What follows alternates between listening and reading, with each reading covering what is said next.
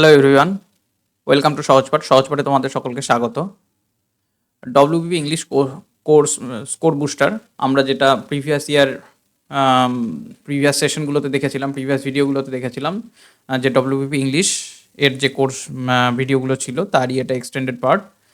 আচ্ছা, এখানে আমার নতুন কিছু বলার আছে। কেন আজকে স্কোর বুস্টার এই কথাটা বললাম, দেখো, প্রিভিয়াস যে ভিডিওগুলো ছিল অনেকেরই প্রশ্ন ছিল এগুলো কি রেলেভেন্ট। হ্যাঁ, রিলেভেন্ট নয় বা রিলেভেন্ট কিনা সে প্রশ্নের উত্তর তোমরা আজ এই ভিডিওতে পেয়ে যাবে। এক নাম্বার 2, সিলেবাস প্রচুর, ইংলিশের পড়ার জ্ঞান বাড়ানোর জন্য জিনিসপত্র অনেক রয়েছে, কিন্তু সমস্যা হচ্ছে কম্পিটিটিভ এক্সামের ক্ষেত্রে সিলেবাসটাকে ছাঁটাই করাটাই সব থেকে বড় একটা চ্যালেঞ্জ।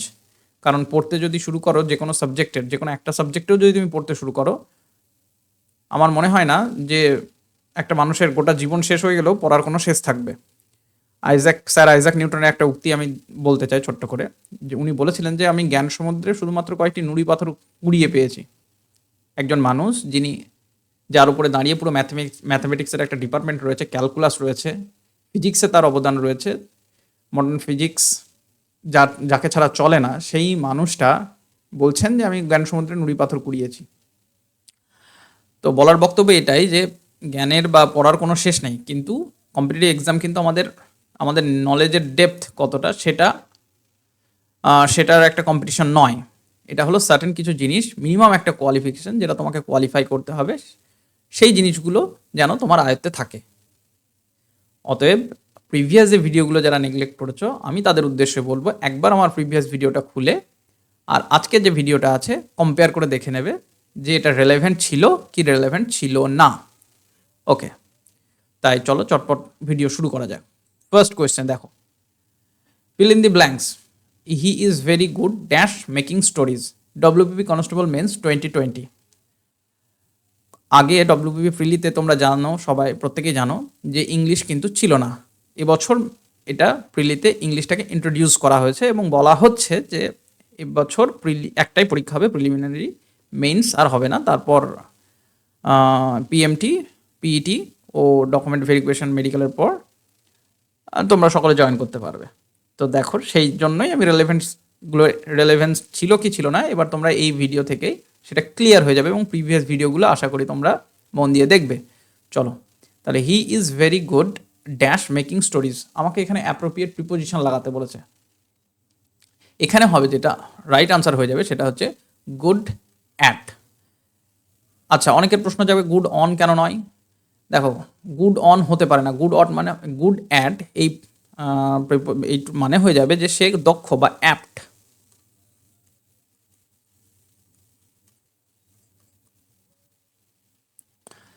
গুড ফর নাথিং আমরা বলে থাকি যে সে মানে কোনো কাজেই লাগে না। গুড অ্যাবাউট আমরা বলে থাকি যে what is good about this phone, এই ফোনের মধ্যে ভালো কি আছে।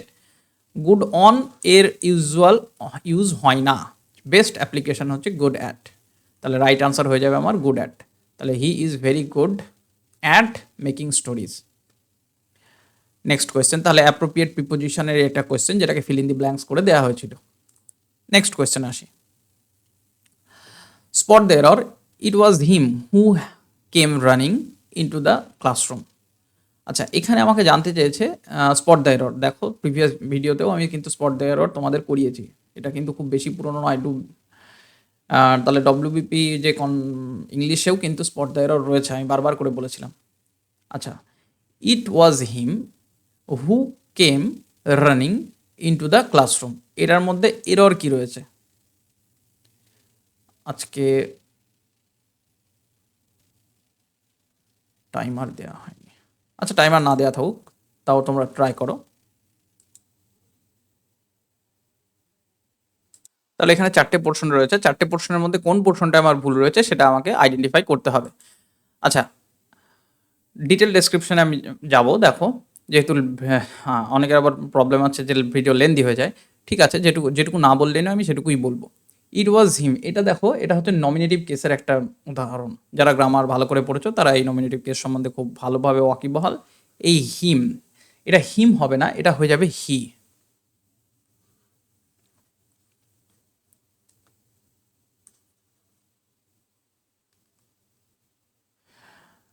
আচ্ছা, মি থাকলে হয়ে যেত আই, নমিনেটিভ কেস তোমরা দেখে নেবে। আর এক মিনিট, হ্যাঁ, যদি মি থাকতো তাহলে সেখানে আমরা করে দিতাম আই, আর যদি হার থাকতো তাহলে সি করে দিতাম, ব্যাস। আচ্ছা, এর আরও একটু বলার দরকার ছিল, বাট না, ভিডিও লেন্দি হবে। তাহলে আমার যেটা রাইট আনসার হয়ে যাবে সেটা হলো অপশন নাম্বার 3। তাহলে it was he who came running into the classroom. চলো নেক্সট কোয়েশ্চেন। Antonym, frailty. এই অ্যান্টোনিমস আমরা পড়েছি, অ্যান্টোনিমের সিলেবাসও আমরা জানি, এর হিউজ সিলেবাস, তবু আমরা ট্রাই করতে হবে। আর এই জন্যই ভিডিওগুলো রেলেভেন্ট হয়ে যায় যে আমরা তো একই স্যারের একই প্যাটার্ন ধরেই ফলো করি। বিভিন্ন প্যাটার্ন আমাদের, কিন্তু তিনিও জানেন না আদপে কী আসতে চলেছে, আমিও জানি না আদপে কী আসতে চলেছে। তাই যত বেশি ওয়ার্ড আমরা যেখান থেকে পাবো সেখান থেকে একটু একটু দেখে নিতে হবে, কারণ এগুলো মুখস্থ করার জিনিস নয়, তুমি মুখস্থ করলেই ভুলে যাবে। কিন্তু যত দেখবে তত তোমার গেসিং পাওয়ার বাড়বে। কেউ যদি বলে আমি সমস্ত অ্যান্টোনিম সিনোনিম মুখস্থ করে গিয়ে পরীক্ষায় দেব, তাহলে আমার মনে হয় না সেটা কোনো বাস্তবিক কথাবার্তা, সেটা প্রলাপ, পাগলের প্রলাপ। যাই হোক, ফ্রেইলটি মানে হচ্ছে দুর্বলতা। আচ্ছা, দুর্বলতার যে অ্যান্টোনিম হয়ে যাবে তাহলে কি? স্ট্রেংথ, ক্ষমতা। আচ্ছা, ইন্টেন্সিটি মানে প্রাবল্য, এনার্জি মানে হচ্ছে শক্তি, ভেহেমেন্স মানে হচ্ছে প্রচণ্ডতা। তাহলে আমার সঠিক যেটা আনসার হয়ে যাবে সেটা হয়ে যাবে আমার স্ট্রেংথ, ক্ষমতা বা শক্তি, এই ক্ষমতা। নেক্সট, পরের কোয়েশ্চেন, প্যারাজাম্বল। অনেকেই বলতো যে প্যারাজাম্বল শুধু এসএসসিতে আসে, শুধু এসএসসিতে আছে, বাজে কথা। প্যারাজাম্বল আমাদের ডব্লিউবিপিতেও আছে। আচ্ছা, the concept of death that it has been reduced as an inevitability is so ancient. আমাকে চারটে এখানে পোর্শন দেওয়া রয়েছে, সেগুলোকে কারেক্টলি অ্যারেঞ্জ করতে হবে যাতে আমার এই সেন্টেন্সটা একটা মিনিংফুল হয়। তাহলে দেখো এইভাবে আমরা পড়বো, দ্য কনসেপ্ট অফ ডেপথ মানে পি কে আগে নিলাম, ডেফিনেট আর্টিকেল দিয়ে সেন্টেন্স শুরু হবে। তারপর as an inevitability so is an ancient. তাহলে আমার কি লাগে, সবসময় আমার একটা সাবজেক্ট আমার এখানে ইন্ট্রোডিউস হয়ে গেছে, যেটা হচ্ছে কনসেপ্ট অফ ডেথ। তারপরে আমার নিশ্চয়ই একটা ভার্ব লাগবে। তাহলে ইজ সো এনশিয়েন্ট, তাহলে আমি পি এর পরে যেটা আসবে সেটা হবে S. Next, that so ancient, that connector লাগছে আমার, কানেক্ট করছি, that it has been reduced. তারপর নেক্সট পোর্শন আমার যাচ্ছে কি, কিউ, অ্যাজ অ্যান ইনএভিটেবিলিটি, এবং অপশন নাম্বার 4 আমার ফোর্থ পার্ট। তাহলে সেন্টেন্স এইভাবে দাঁড়ালো, the concept of death is so ancient that it has been reduced as an inevitability. Evitable মানে হচ্ছে যেটা ঘটবেই, নিশ্চিত। আর ইনএভিটেবিলিটি তোমরা আমাকে কমেন্ট সেকশনে জানাবে এর মানে কি। আচ্ছা, next, choose the correctly spelled word. স্পেলিংও আমরা প্রিভিয়াস ভিডিওতে করেছি এবং দেখেছি, স্পেলিংও কিন্তু আমাদের ডব্লিউপি সিলেবাসে রয়েছে। তাহলে কমিটি, এটা খুব সোজা। সিও আমরা ছোটোবেলা থেকেই এটা পড়ে অভ্যস্ত, এবং আমাদের যারা বয়স্ক ছিলেন তারা বারবার এই ধরনের রসিকতা আমাদের সঙ্গে করতেন এই ধরনের বানানগুলো নিয়ে। COMMITTEE, কমিটি, এটা হয়ে যাবে আমার রাইট স্পেলিং। এটা নয়, এটা নয়, এটা নয়। নেক্সট, আচ্ছা, সিনোনিম এটাও দেখো, প্রতিটাই কিন্তু প্রিভিয়াস ইয়ারের কোয়েশ্চেন থেকে, তাই ইররিলেভেন্ট ভাবার কিচ্ছু নেই। এবং স্কোর বুস্টার, আমরা এই রোড ম্যাপ অনুযায়ী কিন্তু পড়াশোনা করব, তার জন্য এই ভিডিওটা আনা, এবং প্রিভিয়াস ভিডিওগুলোকেও ফলো করব, কারণ সেম হুবহু POIQ তা তুলে দেবে না, তার সঙ্গে সঙ্গতি রেখেই কিন্তু প্রিভিয়াস ভিডিওগুলো এবং নেক্সট ভিডিওগুলোও আসবে। তার আগে তোমাদের ডাউট ক্লিয়ারের জন্য আমি রেখে দিয়েছি এটা, যে সিলেবাস কী হতে পারে এবং তার সাপেক্ষে যাতে তুমি পড়াশোনাটা ভালোভাবে করতে পারো এবং এফেক্টিভ ওয়েতে করতে পারো, সেই জন্য। কারণ গোটা বই ধরলাম, পড়তেই থাকলাম, এই প্রচুর সিলেবাসেরও কোনো শেষ পাবে না তুমি, অথচ স্কোর কিন্তু তোমার বুস্ট করবে না। ওকে, সিজ মানে হচ্ছে স্থগিত হওয়া।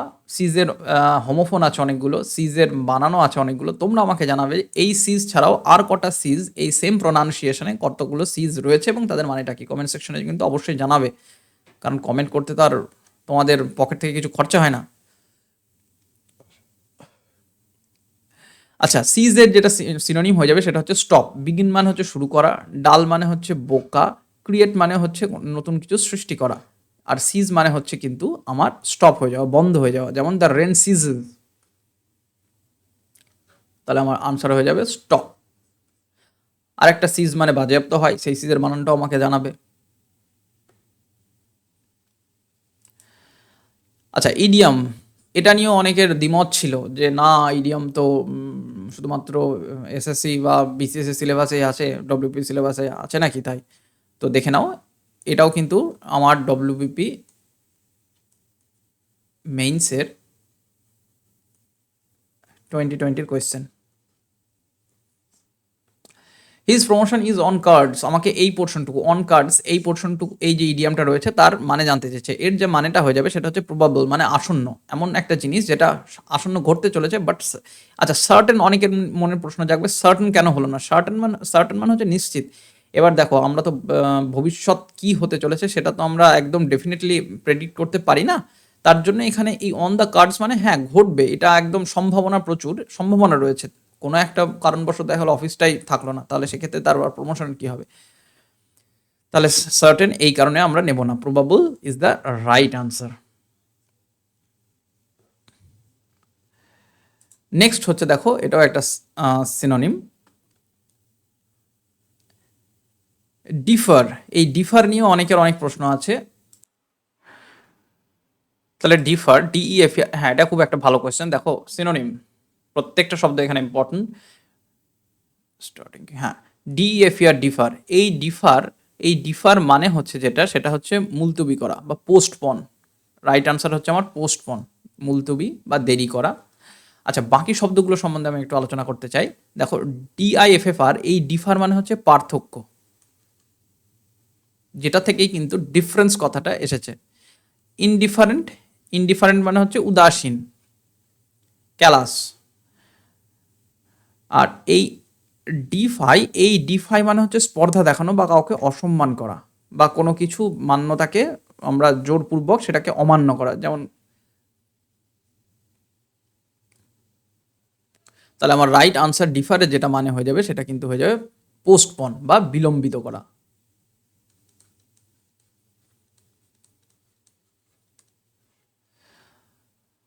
আচ্ছা, নেক্সট হচ্ছে আমার অ্যান্টোনিম। অ্যান্টোনিম হচ্ছে ডিমলিশ। এটাও একটা খুব সহজ। ডিমলিশ মানে হচ্ছে ধ্বংস করা, যেটার অ্যান্টোনিম চেয়েছে মানে বিপরীতার্থক শব্দ চেয়েছে, তাহলে ডিমলিশড মানে যদি ধ্বংস করা হয়, তাহলে বিল্ড মানে হচ্ছে গঠন করা। আচ্ছা, বাকিগুলো কেন, রিপিট মানে প্রত্যেকেই জানো, রিপিট মানে হচ্ছে পুনরাবৃত্তি। হাইড মানে হচ্ছে লুকানো। শিফট মানে হচ্ছে কোনো বিভাগ। আচ্ছা, ডিমলিশ, তাহলে ডিমলিশের যে মানে হচ্ছে ধ্বংস করা। ডিকয়ও হতে পারে, ডিকয় এর synonym destroy, build, construct.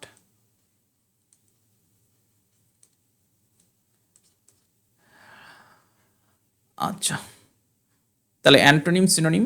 Next আমরা যেটা যাব, হ্যাঁ, ট্রাই বাট ডোন্ট ক্রাই। দেখো আজকের ভিডিওটা এই পর্যন্তই থাকবে, কারণ এখনও প্রিভিয়াস ইয়ারের কিছু কোয়েশ্চেন ছিল। আশা করি তোমরা একটা কোয়েশ্চেনের ধারণা পেয়েছো, এবং যারা প্রিভিয়াস ভিডিওগুলো যারা দেখোনি একবার দেখে নিও। আর এই ভিডিও কী ধরনের স্কোর, এইগুলো বুস্ট কীভাবে স্কোর বুস্ট করবে, এটা কেন আমি স্কোর বুস্টার বলেছি তারও আরেকবার আমি বলে দিতে চাই। কারণ কি, দেখো সিলেবাস প্রচুর রয়েছে। ইংলিশ সাবজেক্ট হিসেবে যদি তুমি ওটাকে ট্রিট করো, তাহলেও কিন্তু সিলেবাস প্রচুর, ইংলিশের পড়ার প্রচুর কিছু রয়েছে। গ্রামার বলো, অ্যান্টোনিম বলো, সিনোনিম বলো, ভোকাব সেকশন বলো, যাই বলো না কেন। কিন্তু প্রশ্ন হলো আমরা কতটা পড়বো। সবই যদি পড়তে যাই তাহলে শুধুমাত্র ইংলিশই পড়তে হবে, এবং সারা জীবন ধরে পড়েও আমরা শেষ করতে পারবো না, যেটা আমি স্যার আইজাক নিউটনের উদাহরণ দিয়ে তোমাদের বোঝালাম। আশা করি তোমরা বুঝবে, এবং best of luck for your exam. আশা করি সকলে ভালো করে পারফর্ম করবে। আর হ্যাঁ, don't forget to like, share and subscribe. অবশ্যই তোমার বন্ধুদের মধ্যে শেয়ার করে দেবে, কারণ হয়তো যে কমেন্ট সেকশনে তোমরা যেটা কমেন্ট করছো না, তোমার প্রয়োজন না হয়তো কম আছে, অন্যর প্রয়োজন হয়তো একটু বেশি থাকতে পারে।